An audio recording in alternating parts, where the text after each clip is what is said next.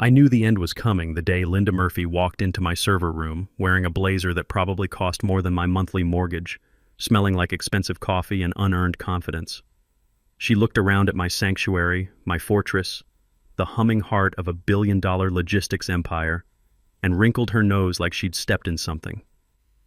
"It's a bit outdated, isn't it, Ken?" she asked, tapping her designer heels against the raised floor tiles.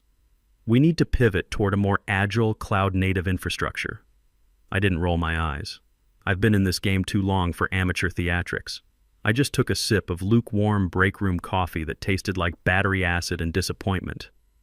"Linda," I said, keeping my voice as flat as a heart monitor in the morgue. "This room processes 25,000 orders a day. It keeps paychecks flowing to 2,500 families. It doesn't need to be trendy. It needs cooling and electricity." She gave me that condescending smile they teach in MBA programs right after the class on firing people while using words like synergy. That's exactly the legacy mindset we're trying to disrupt, Ken. Grandpa built a solid foundation, sure, but we're building a rocket ship. Great. A rocket ship. The kid couldn't figure out how to connect to the guest Wi-Fi without calling the help desk, and now she was Elon Musk. My name is Kenneth Sullivan, but everyone calls me Ken. I'm 56 years old, and I've been the chief systems engineer at Midwest Logistics for 30 years. Before that, I spent 6 years in the Army Signal Corps, where I learned that when communications fail, people die. Not literally in the logistics business, but the principle holds. When our website crashes at 3 a.m. because some marketing intern uploaded a massive video file, I fix it. When the warehouse scanners stop talking to the inventory database because of a power surge or a squirrel chewing through a fiber line, I fix it. I've been the invisible backbone holding this company together since I got out of the service. The original CEO, Linda's grandfather, Albert Murphy, knew what I was worth. Big Al was a rough-edged guy who started this business with one truck and a mortgage he couldn't afford. He respected competence over credentials, results over rhetoric. Linda was his granddaughter from his daughter's side. Her mother married a Walsh before Linda was born, but she'd grown up hearing Big Al's war stories from the business trenches. 12 years ago, we got hit by a ransomware attack that nearly wiped us off the map. Nasty stuff that locked down everything from payroll to shipping manifests. While the expensive consultants were running around screaming about incident response protocols, I locked the doors, isolated the network, and rebuilt the core infrastructure from backups I kept on actual magnetic tape in a fireproof safe in my garage. I didn't sleep for 72 hours straight. When the dust settled, Big Al called me into his office, poured 2 fingers of bourbon, and asked me what we needed to do so this never happened again. That's when we built the dead man's switch. Think of it as a nuclear football for corporate infrastructure. It's a central control system that ties everything together. Warehouses, billing, customer portal, security cameras, even the coffee machines. But here's the thing Big Al was paranoid about. He was terrified of a hostile takeover or a rogue employee getting control of the kingdom, so he had me code in a specific protocol, a heartbeat system. My master admin account has to check in with the server every 48 hours. If my account is disabled or if I don't log a specific encrypted sequence, the system assumes the worst. It assumes someone has compromised the leadership and initiates safe mode. Safe mode sounds harmless, right? Safe and cozy. Wrong.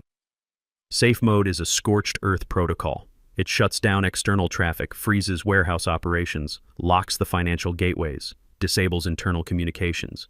It turns the entire digital infrastructure into a brick to prevent data theft or hostile manipulation. It's like pulling the pin on a grenade to save the bunker. Only 2 people could override it, Big Al and me. But Big Al had a stroke 9 months ago. He's alive, recovering slowly in a place with manicured lawns and nurses who speak in hushed tones. And in his absence, the board appointed Linda, his granddaughter, the visionary, the disruptor. Linda didn't know about the dead man's switch. She didn't read the technical documentation. She thought legacy meant worthless. For 5 months, I watched Linda dismantle everything Big Al had built. She fired the warehouse supervisor who knew every driver by name and replaced him with an algorithm that routed trucks into construction zones.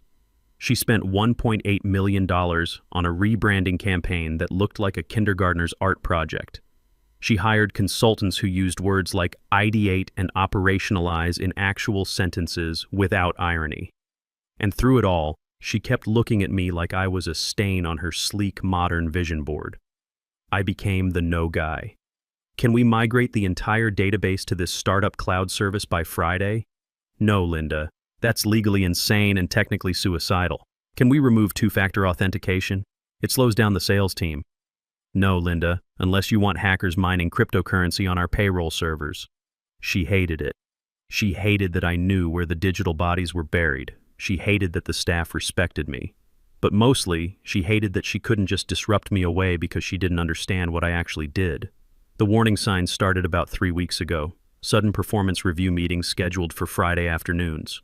Passive-aggressive emails where I was copied but not addressed. The new junior systems admin they hired, a kid named Harold Kim who wore skinny jeans and thought Python was just a snake.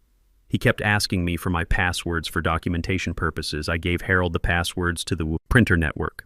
Let him have fun with toner levels and paper jams. One Tuesday afternoon, I was eating a sad turkey sandwich at my desk, watching the server load balance perfectly because I had tuned it like a vintage Fender guitar, when HR walked in.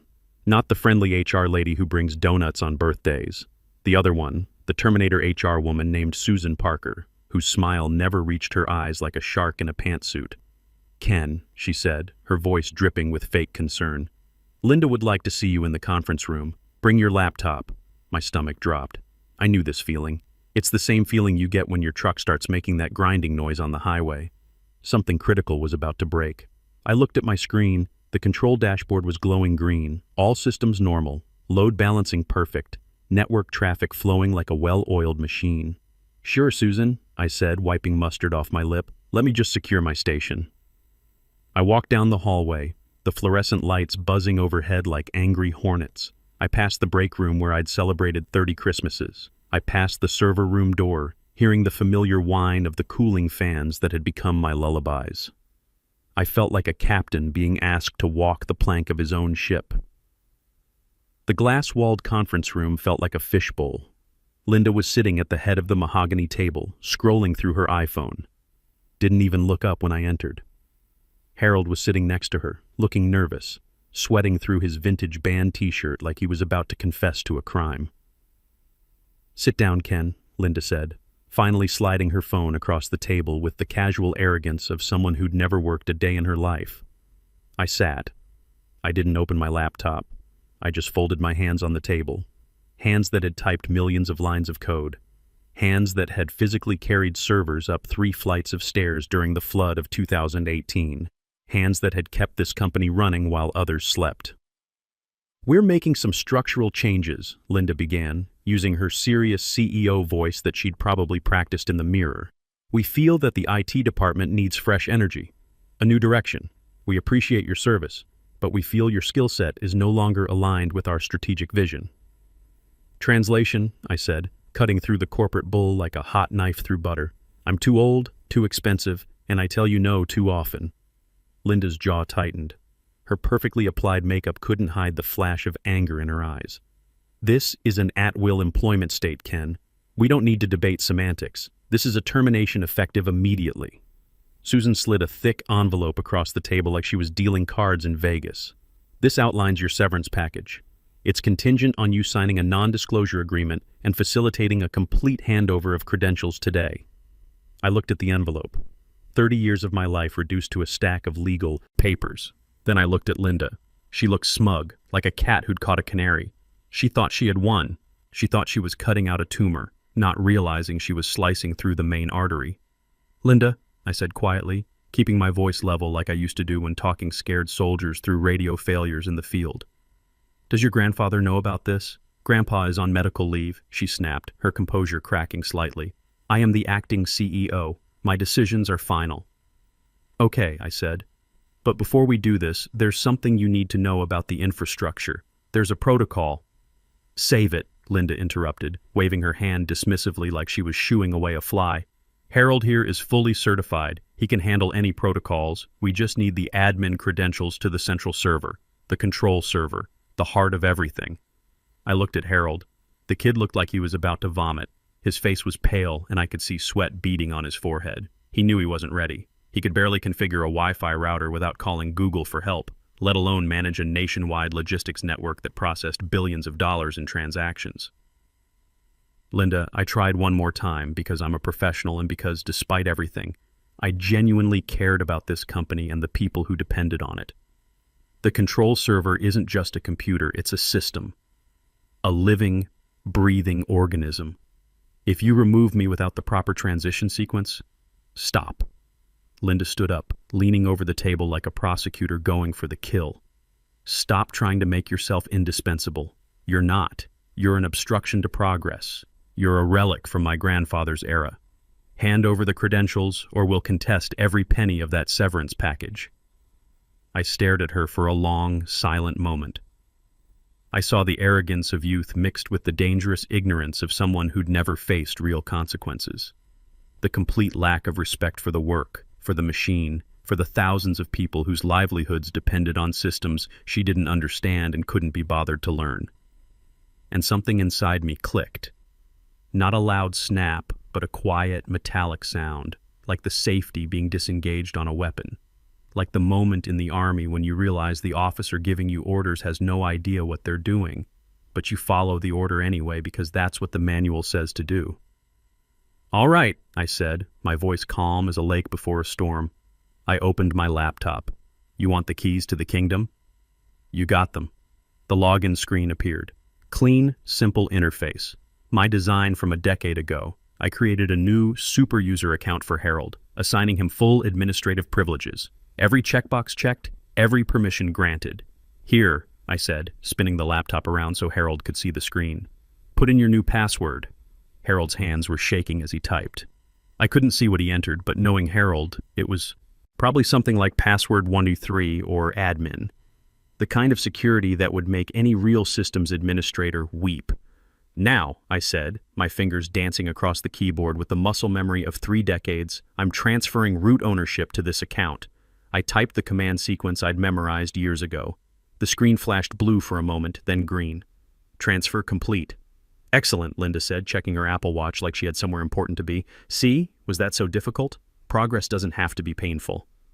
"One last thing," I said, closing the laptop with a soft click.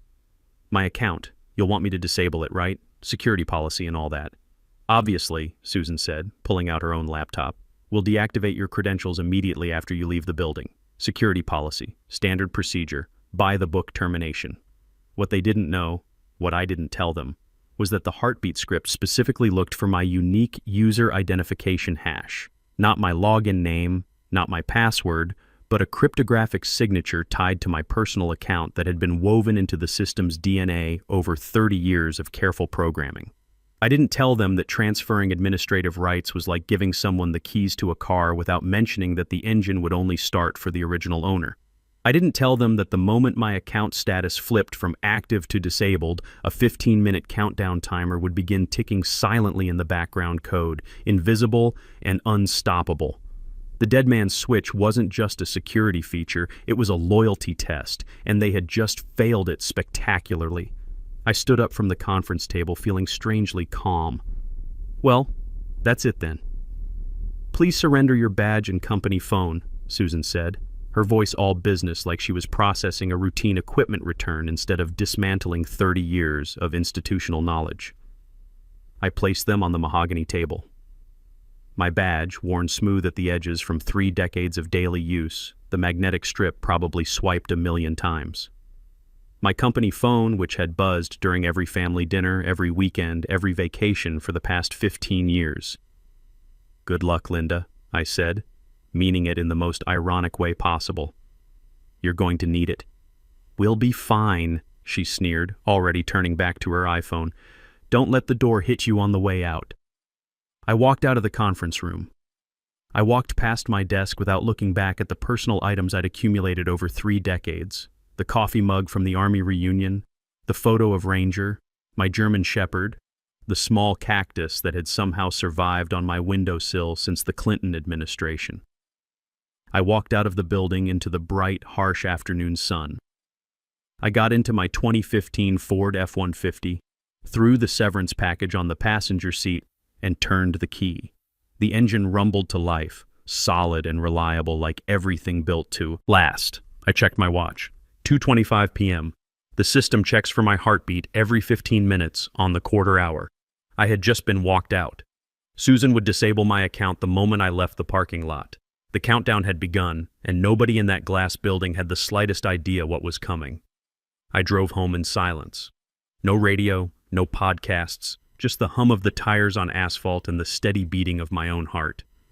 It's a 35-minute drive from the office park to my place, a small ranch house that smells like dog treats and WD-40. That drive is usually my decompression time. Today it was a countdown timer. When I got home, Ranger greeted me at the door with his usual enthusiasm, tail wagging like he hadn't seen me in years instead of 8 hours. I scratched behind his ears, my hands steady now. I wasn't shaking anymore. The decision was made, the die cast. I wasn't scared for myself. I have savings. I have skills that every company needs. I could be fixing servers for a bank or a hospital by Monday morning. Hell, I could probably make twice what Linda was paying me as a freelance consultant. I was thinking about the people still in that building, the good people who didn't deserve what was about to happen. I sat down at my kitchen table and opened my personal laptop. I couldn't log into the company network anymore. That would be illegal now, unauthorized access. But I could visit the public-facing website. www.midwestlogistics.com loaded normally.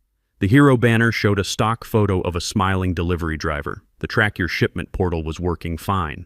It was 3:05 p.m., 10 minutes until the next heartbeat check. I went to the kitchen and opened a beer. Corona with lime, left over from a barbecue that felt like it happened in another lifetime. I don't usually drink in the afternoon, but today was special. Today was the funeral for my career, and I was the only one who knew the corpse was about to sit up and scream. I thought about calling them. The number was right there in my phone. I could text Harold, run, USR, bin, heartbeat, override.sech immediately, or the whole system goes down.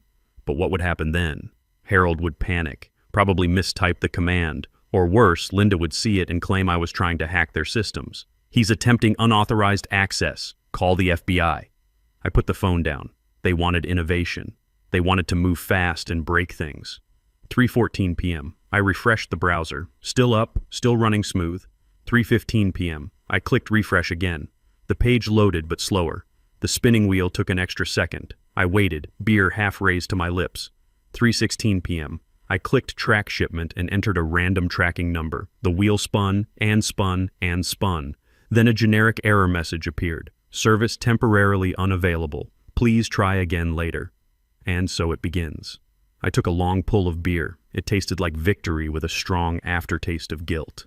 The silence in my kitchen was profound. But I knew that 20 miles away, inside that glass-walled office building, the silence was about to be shattered by the sound of every phone ringing at once. A system crash doesn't look like it does in the movies. No dramatic sparks flying, no screens going black with electric arcs. In reality, it's much more subtle and infinitely more terrifying. It's the absence of sound where there should be noise. It's stillness where there should be motion. It's the moment when you realize the heartbeat has stopped. I opened another browser tab and navigated to our vendor status portal, a public dashboard we host on completely separate infrastructure to let our biggest clients monitor our service health. Since it runs on an external server, it wasn't affected by the lockdown, but it was reading the internal system status through a secure API. At 3:18 p.m., I watched the status indicators begin their death dance. Warehouse North, operational to degraded. Warehouse South, online to unresponsive. API, gateway, normal to critical. Payment processor, active to timeout. It looked like a Christmas tree catching fire, one light at a time. Here's exactly what was happening inside that rocket ship right now. Protocol Omega, my masterpiece of paranoid programming, operates on a simple principle. Assume breach. Deny everything. The moment it detects that the primary administrator has been compromised, it revokes trust across the entire network. Every digital certificate, every security handshake, every hello, I'm a legitimate system identification gets invalidated instantly. Picture the web server trying to talk to the database to look up a customer order.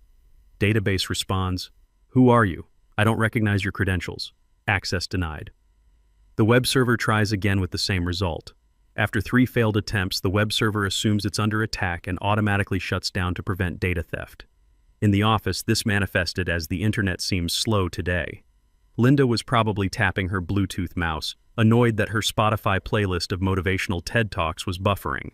But in the warehouses, that's where the real chaos was erupting. Our facilities are highly automated. Barcode scanners tell workers which bay to store incoming freight. Conveyor systems sort packages by destination. Robotic arms move pallets. When the security certificates were revoked, every smart device in the building suddenly went blind and deaf. Picture Walter Johnson, our head forklift operator. Walt's a solid guy, been with us 18 years, knows the warehouse layout better than his own living room. He scans a pallet of automotive parts bound for Detroit. Usually his scanner beeps cheerfully and displays Base 7, Section C, Shelf 2. Instead, the screen flashed angry red with a message I'd hard-coded into the system a decade ago. System lockdown initiated. Contact primary administrator. Error code. Deadman protocol activated. Walt probably stared at the screen, tapped it a few times, then keyed his radio. Control, this is Walt. My scanner just died. Says something about Deadman protocol. Mine too, came Nancy Torres's voice from the dispatch office. Same here, echoed through the radio from a dozen other voices across 75,000 square feet of warehouse floor. And just like that, the heart of a billion-dollar logistics operation stopped beating. My phone rang at 3:28 p.m. Walt Johnson, calling from his personal cell. I stared at the caller ID for 3 rings before answering. Ken, thank God you picked up. Walt's voice was strained, echoing in what sounded like a very quiet warehouse. Everything's dead down here. Scanners, conveyors, even the damn time clocks. Screens all say Deadman protocol. What the hell is a Deadman protocol? I'm not at work, Walt, I said carefully. I don't work there anymore. Silence. Then, what do you mean you don't work here? I was terminated about an hour ago, effective immediately. Jesus Christ. Who's running it then? Harold, the kid with the vintage t-shirts. Walt's laugh was bitter. We're screwed, aren't we? That Deadman thing, that's your handiwork, isn't it? I can neither confirm nor deny that, Walt. Fair enough. Well, I better go tell the drivers to get comfortable. Looks like we're going to be here a while. While I was having my conversation with Walt, absolute chaos was erupting in the executive wing. I found this out later from Carl Rodriguez, our CFO, who texted me the blow-by-blow account after several whiskeys. Linda was storming through the hallways like a tornado in designer heels. Why is my email down? Why can't I access the financial dashboard? Harold! Harold was in the server room, frantically typing commands he'd Googled 5 minutes earlier. I'm trying. It says authentication failed for everything. Try the master password, Linda demanded. I did. The system doesn't recognize any of my credentials. That's when Carl burst in, holding a printed report. Linda, we have a problem. Our payment processor just went offline. Every credit card transaction is being declined. We've got $2.3 million in orders sitting in limbo. It's just a glitch, Linda said, though sweat was beading on her forehead. Harold will fix it. Carl looked at Harold, who was currently having what appeared to be a panic attack over his keyboard. Where's Ken? Ken is no longer with the organization, Linda said stiffly. You fired Ken? Today? During month-end closing? Carl's voice rose an octave. Do you have any idea what you've done? Meanwhile, I was monitoring the vendor status dashboard like a general watching a battlefield. By 4:00 p.m., every major system was either degraded or completely offline.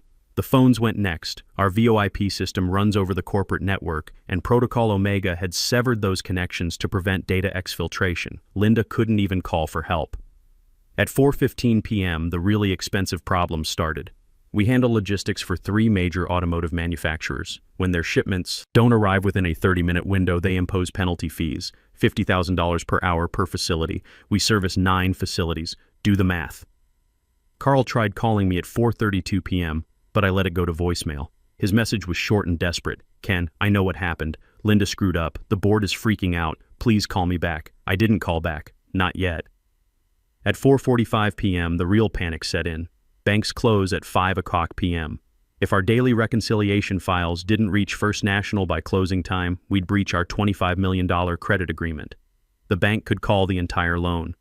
That's when my phone rang with a call I'd been expecting. Ken. Carl's voice was steady, but I could hear the strain underneath. We need to talk. Hello, Carl. How's the rocket ship flying? Cut the crap, Ken. Linda messed up. We all know it. The board's in emergency session. Big Al is demanding answers from his hospital bed. And what answers are you giving him? that his granddaughter just fired the one person who could keep this company running. I took a sip of my second beer. Sounds about right. What's it going to take, Ken? Finally. The right question. I'm not coming back as an employee, Carl. I don't trust the management structure, but I might consider a consulting arrangement. What kind of arrangement? $200 an hour, guaranteed 80 hours per month, paid up front, complete operational autonomy over IT infrastructure. I report directly to the board, not to executive management. Jesus, Ken. That's $16,000 a month, less than you're losing every hour this system stays down. Hold on. He put me on hold. I could picture the frantic conference call happening 20 miles away. Linda arguing, the board members demanding answers. Big Al's voice crackling through a speakerphone from his rehab facility. Carl came back 5 minutes later. Done. We'll email the contract. Not so fast. I also want a formal retraction of my termination stating it was an error in executive judgment. Email to all staff. Linda will never agree to that. Then the system stays down, Carl. You've got 8 minutes before the bank closes. Another hold, shorter this time. Fine. Anything else? My severance package doubled as a consulting bonus. Call it a crisis management fee. Ken. 7 minutes, Carl. Done. Jesus, you're expensive. Cheap compared to bankruptcy. I drove back to the office in the gathering dusk. Linda was waiting by the front door, looking like she'd aged 5 years in 3 hours. Her perfect makeup was smudged, her blazer wrinkled. You enjoyed this, didn't you? She said as she let me in. Linda, I said, walking past her, I tried to warn you. The difference between experience and arrogance is that experience listens. The server room smelled like fear and desperation. Harold looked at me like I was a returning messiah. Ken, oh God, I'm so sorry. I tried everything but nothing works and... I held up a hand. Harold, go get some coffee. This is going to take a while. I sat down at my console. The screen glowed angry red. System lockdown. Administrative override required. I pulled out my RSA token, the same one Linda had called antiquated technology just hours earlier. I pressed my thumb to the biometric scanner. Identity confirmed. Kenneth Sullivan. I typed the master override sequence, a line of poetry Big Al and I had chosen together years ago. A ship in harbor is safe, but that's not what ships are for. The screen flickered. Red became amber, then slowly, beautifully green. System restoration initiated, network connections reestablished, service resuming. Across the city, I knew Walt's scanner was beeping back to life. The conveyor belt started humming, the phones started ringing. The heart of the company began beating again. At 11:47 p.m., I sent the final reconciliation file to the bank. The loan was secure. The company would survive. The next morning, the email went out. From Office of the CEO to all staff. Subject: correction regarding personnel changes. Due to an error in executive decision-making, Kenneth Sullivan's employment termination has been reversed. Ken has returned as senior technical consultant with full operational authority. We apologize for any confusion and reaffirm our commitment to the expertise that keeps us running. Linda was reassigned to strategic planning, a role with no operational authority. Big Al returned from rehab 2 months later and formally promoted me to Chief Technology Officer. And Harold? He's doing fine in his new role managing printer maintenance. Some rockets, it turns out, are built to crash.